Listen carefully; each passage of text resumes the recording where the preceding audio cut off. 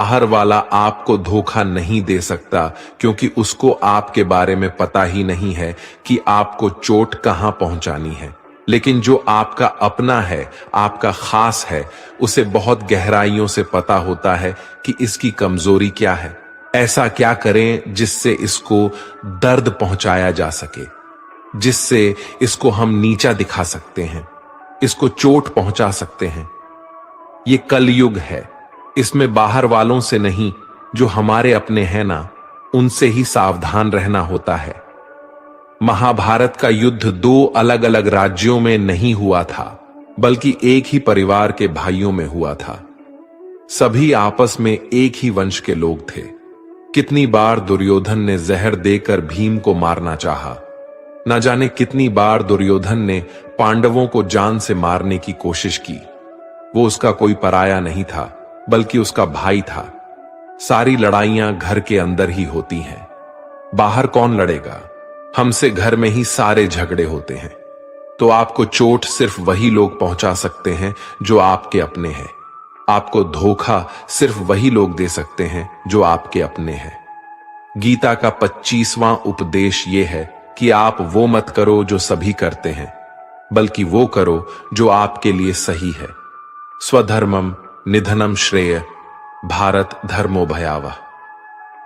श्री कृष्ण ने अच्छे के लिए होता है, और जो हो रहा है वो भी अच्छे के लिए ही हो रहा है, और जो आने वाले भविष्य में होगा वो भी अच्छे के लिए ही होगा।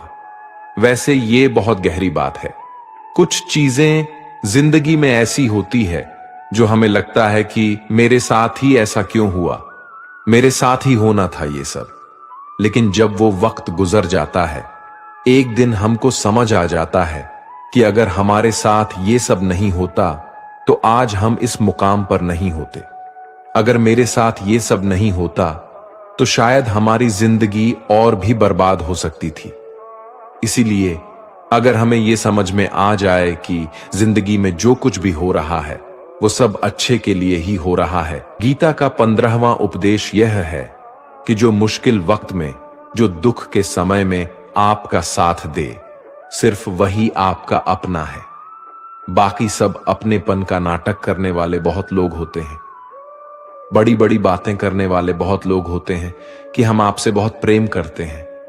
कोई भी दुख हो, कोई भी तकलीफ हो, हमें यहाँ आने जाने की बात करते हैं, नहीं जानते, और दिल मिलाने की बात करते हैं।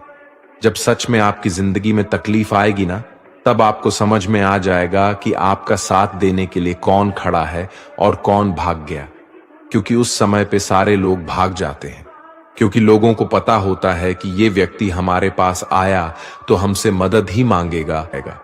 लोग आपसे सिर्फ तभी रिश्ता रखते हैं जब आप उन्हें कुछ दे सकते हैं और आपसे उन्हें कुछ फायदा हो सकता है। लेकिन जब लोगों को ये पता चल जाता है, ये समझ में आ जाता है कि उनको आपसे कोई फायदा नहीं होने वाला, बल्कि उनको तो आपकी मदद करनी पड़ेगी, तो वो आपको दूर से ही देखकर भागकार हो गया। उसके जीने की वजह था, उसका उस महल से बहुत लगाव था। एक दिन उसके महल में आग लग गई और वो कहीं बाजार गया हुआ था। जब वो घर लौट कर आया तो उसने देखा कि उसका महल तो आग में जल रहा है। अपने घर को आग में जलता हुआ देखकर उसे इतना दुख हुआ।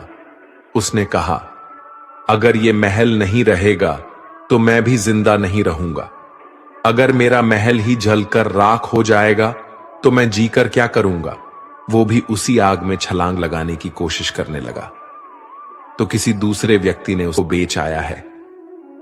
जब उसे पता चला कि ये महल अब मेरा नहीं, किसी और का हो चुका है, तो उसकी सारी चिंता खत्म हो गई। जैसे और लोग उस जलते हुए महल को देखकर तमाशा देख रहे थे, वैसे ये भी खड़ा हो गया।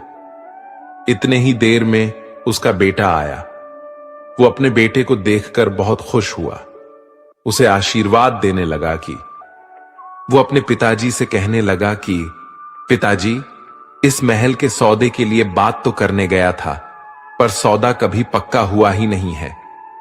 जब उसके पिता ने यह सुना कि अभी इस महल का सौदा हुआ ही नहीं है, तो वो दोबारा से फूट इंसान वही है, लेकिन जब महल मेरा है तब वो दुख भी देता है, खुशी भी देता है। लेकिन जब वो मेरा नहीं है, उससे मेरा कोई रिश्ता नहीं है, तो सारे दुख खत्म हो जाते हैं। ऐसे ही जिंदगी में जब किसी जगह किसी इंसान को, किसी रिश्ते को, किसी काम को हम अपना मान लेते हैं, मेरा मान लेते हैं, वो वहीं से सारे दुखों की शुरुआत होती है, वहीं से हर तकलीफ की शुरुआत होती है।